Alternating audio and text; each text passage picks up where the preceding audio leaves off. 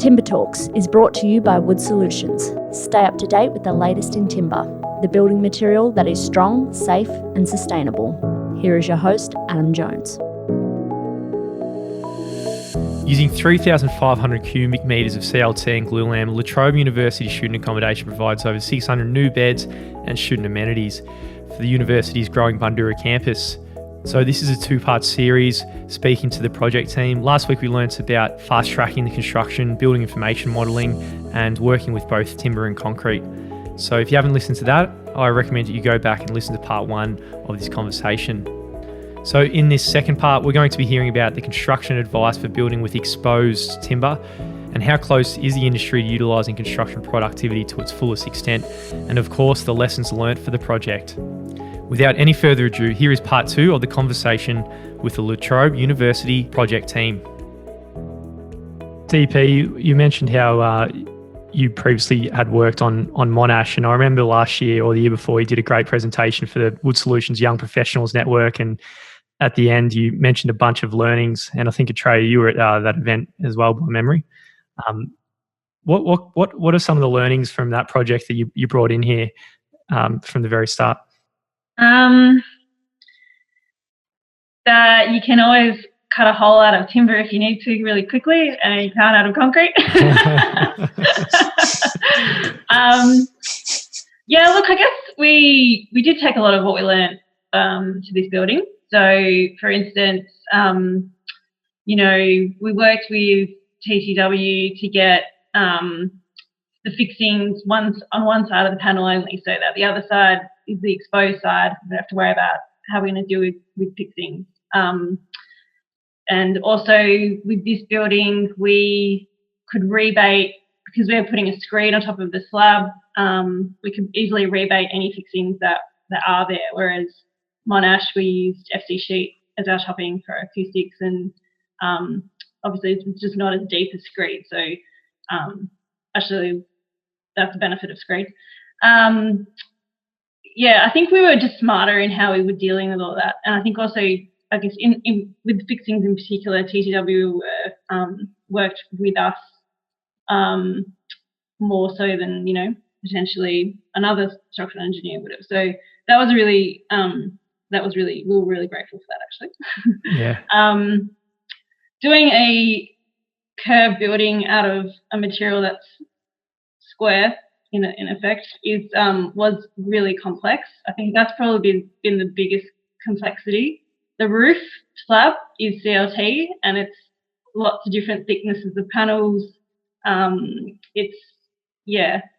was really difficult just to get our head around, let alone how we're going to build it. I'm sure you can probably talk about that a bit more, but there were a lot of I guess in terms of what we learnt, we did put into this building, but then we've had to learn so much more because of the different nature of the actual design. Yeah, I think that's. I think DS said that earlier. I think each of us have some, a number of timber buildings under our belt, and you kind of do bring those learnings. But in a way, it feels like with timber buildings, we're still bringing a first principles approach each time. Which makes it actually really fun, and I think everybody comes to the table really switched on and engaged in the process because we are thinking about it. We're not just doing cookie cutter type solutions, but it's the round building thing was I can't understand. Like with us, if you had some of our drafters here as part of this, they'd tell you the full story. But there was some very long nights. Yeah. We're still cursing it today. It's still causing us grief.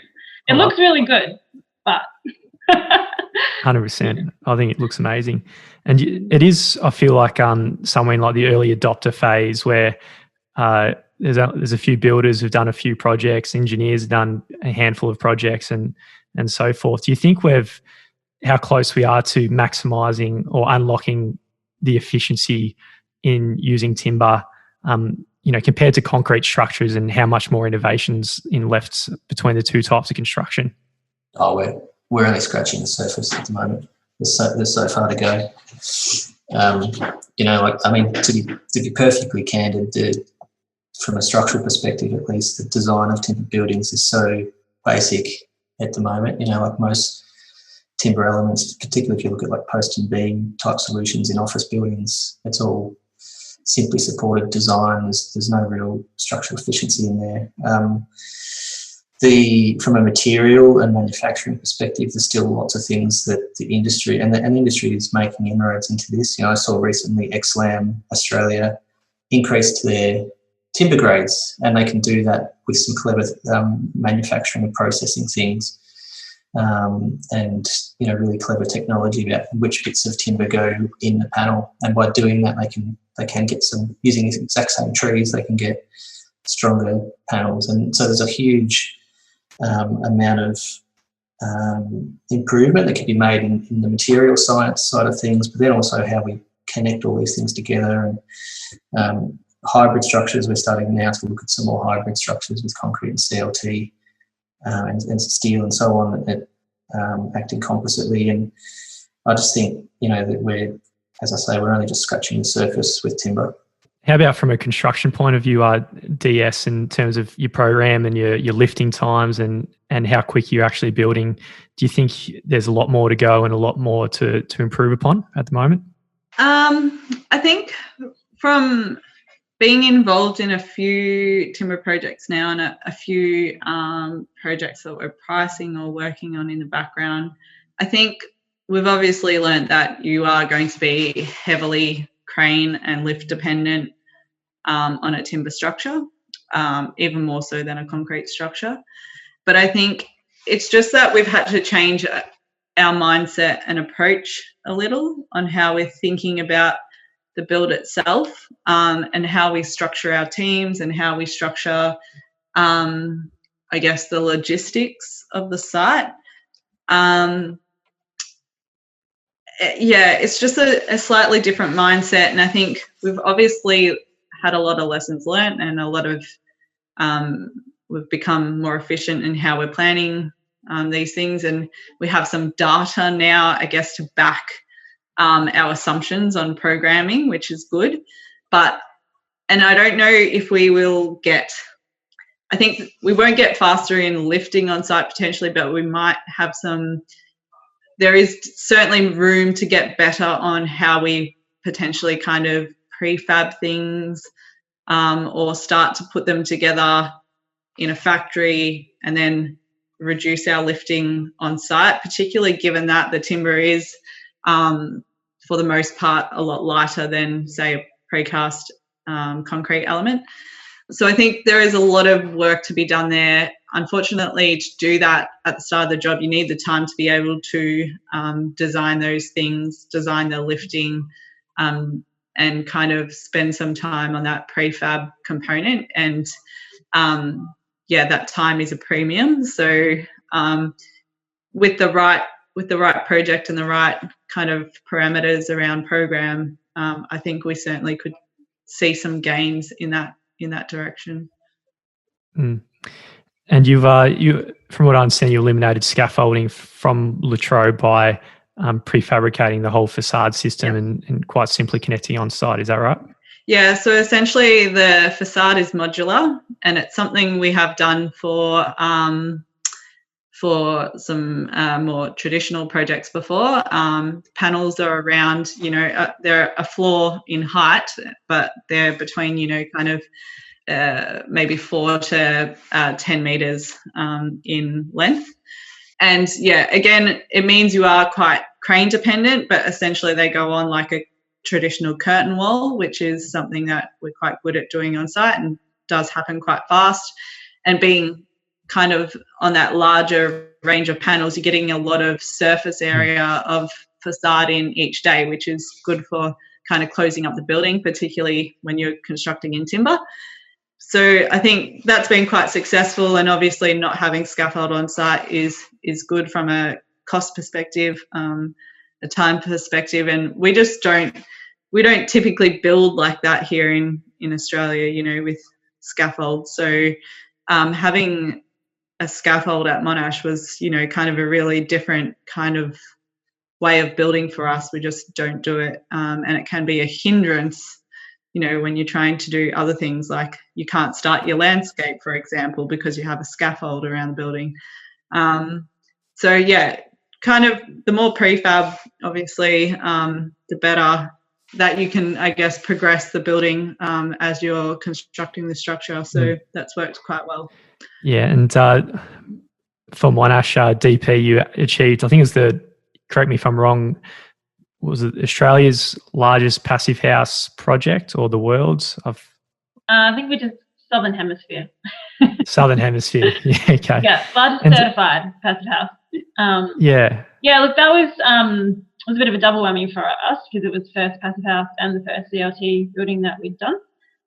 So there was a lot of learning.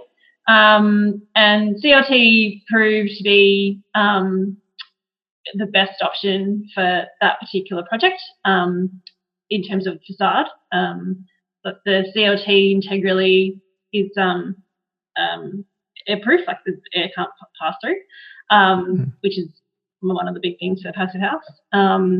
And like Danielle said, we had to effectively stick a facade onto the CLT. How we did that, maybe we could have done that with more efficiency, but also we didn't really have the time. Like, you need a lot of front end time for that, and we just didn't really have that available to us. So that's, like Danielle said, I think that we could have, would have definitely have done if we could have. Yeah. Do you see that as being like a standard way of construction, right? Like if you're using CLT and if you can control the quality from the factory point of view, do you think it's going to be much easier to achieve passive house? And, we've all got sustainability aspirations, and having timber as a part of the energy performance solution is a double win, I guess. So, what are your thoughts? Yeah, no, for sure. Like I said at the beginning, timber is this sustainable, renewable product. It's lots of different timbers. So a lot of the different suppliers have their own timber characteristics. So not all CLT is airproof, I guess. What is the word? Can't think of the word right now. But it does. So it does tick that box essentially. It doesn't give off any gases, in terms of it being it's a cleaner product. So in terms of it being used for passive house or, zero VOC, or people who look to build with, the low allergen houses, essentially, like, it's a great product for that. Yeah. Awesome. I'd like to just go around with, as we're getting toward the end now, just with some lessons learned from your point of view from this project, and feel free previous projects that you're going to take going forward into whatever's coming next. Might start with you, DS. Look, to be honest, as the guys have said before, we came in with a lot of lessons learned, and we're leaving with a lot more lessons learned. I think in particular for us, we've had a lot of issues with the roof detailing, and that hasn't actually been from the same perspective as the design team. So the design team were dealing with a lot of different geometries and a lot of different, layers of CLT working at different heights and things like that.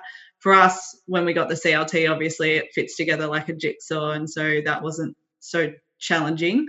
What has been a challenge is the kind of restrictions we've had around how the risers up the building, the mechanical and the hydraulic risers, interfaced with the roof. We had some, I guess, design restrictions imposed on us by the building surveyor that have meant that it's been really hard for us to close up the roof. And obviously when you're building in timber, you want to try and get as watertight as possible, as quick as possible. So we certainly will look moving forward at some more, we'll look harder at the detailing around the roof, and we would potentially look at finding ways to prefab anything we needed to do with regards to having that kind of inside-outside connection up on the roof, just to avoid those weak points, I guess, in our in closing up the building from a moisture perspective.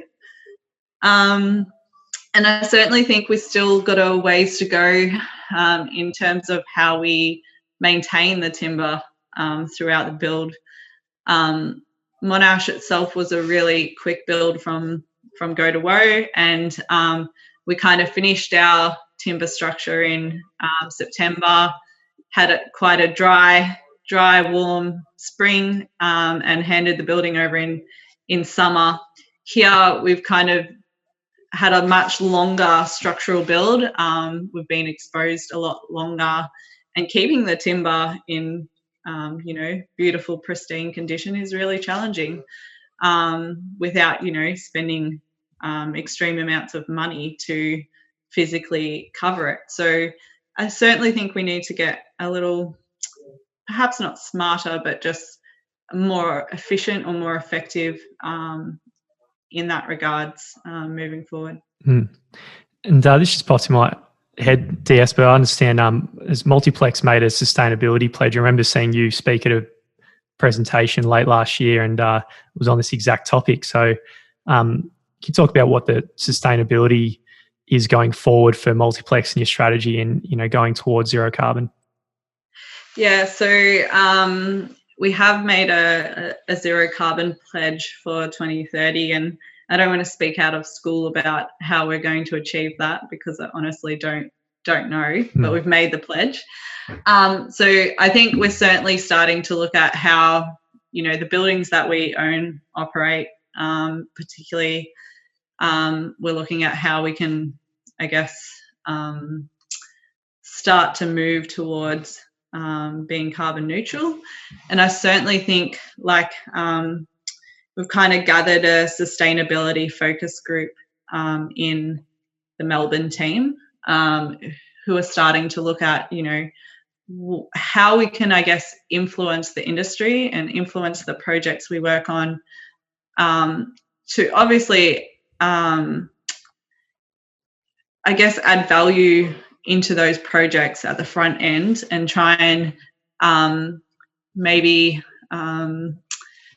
shape the focus for clients who are really, I guess, invested in trying to get the best sustainable solution for their project, what we can do to cater to that need, but also, I guess,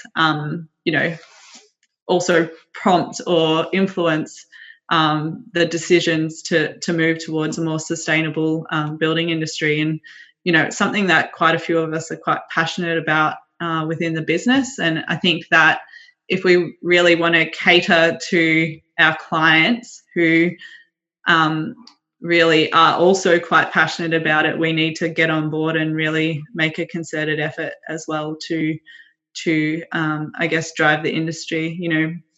Multiplex is a big player, so it's kind of us to show a bit of leadership in that space. 100%. And DP, lessons learned for Trobe.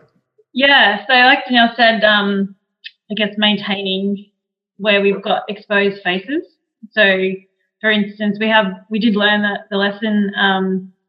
Monash was a bit different because Monash we had CLT on the facade, so that closed it up quicker and was less exposed to sun and flash, which does change the colour of the timber. This job we didn't. We had the facade go on the modular facade, so I guess that kind of saved it to some respect.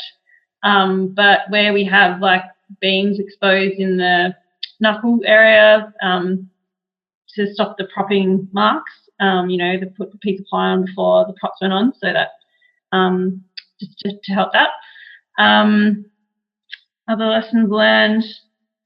I think not saying the quality was different, but there was just a lot more panels. Therefore, there was a lot more opportunity for there to be things that might have gone wrong, either in production or in installation.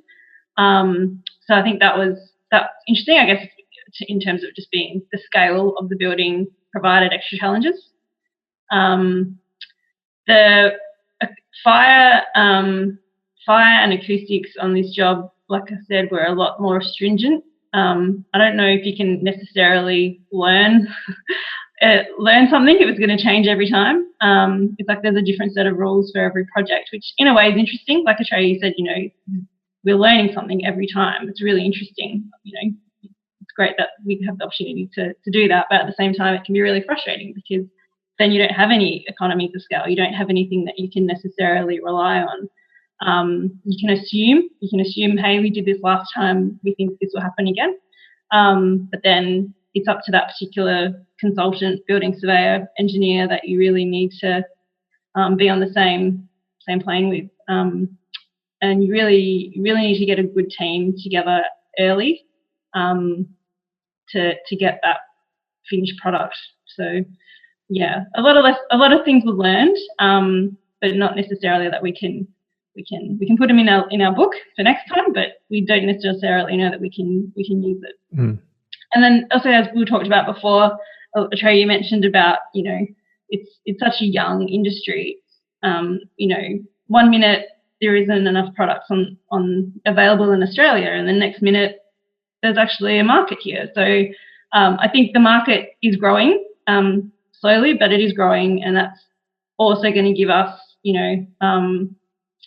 a set of rules that we can that we know in terms of instead of having to learn them every time. So. Yeah, love it.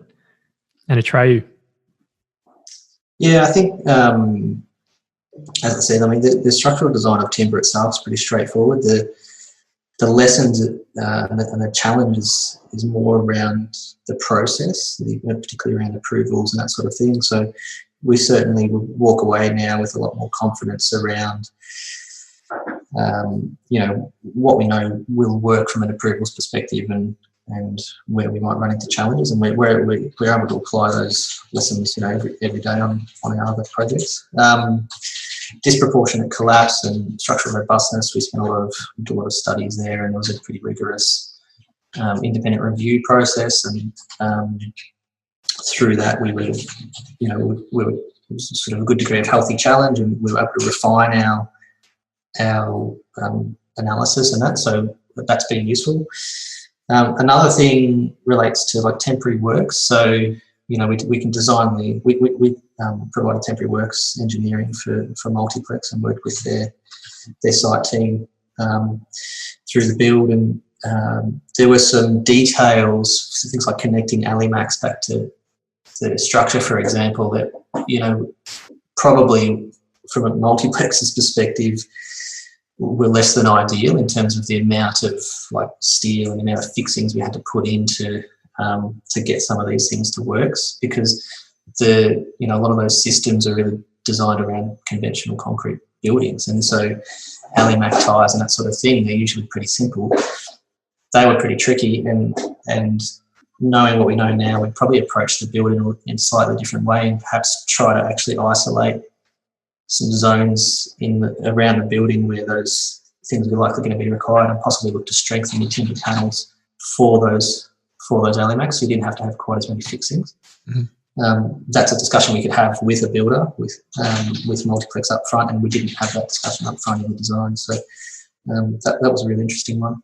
It's funny, sorry to butt in, Adam, but it's funny that Atreyu mentioned that, because we're, I guess, also like it's how you transfer the lessons learnt through projects as well.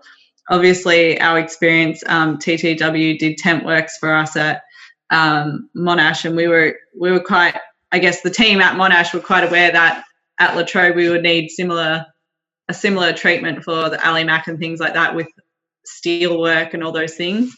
But because I guess that didn't make it into the team that tended La Trobe, those allowances monetarily for that kind of connections weren't accounted for, because we're so used to pricing things like alley-macs and cranes for a concrete structure that you can forget that you need to make different allowances in a timber structure. And that goes for any kind of logistics, whether it's a scaffold or a crane base or anything, it is different, and it needs to be treated different from a time and cost perspective on a timber build. Yeah, amazing. Thank you so much. Is there anything anyone wants to leave us with? We'll leave it there then. Thank you so much, guys. That was let's finish the job. Yeah.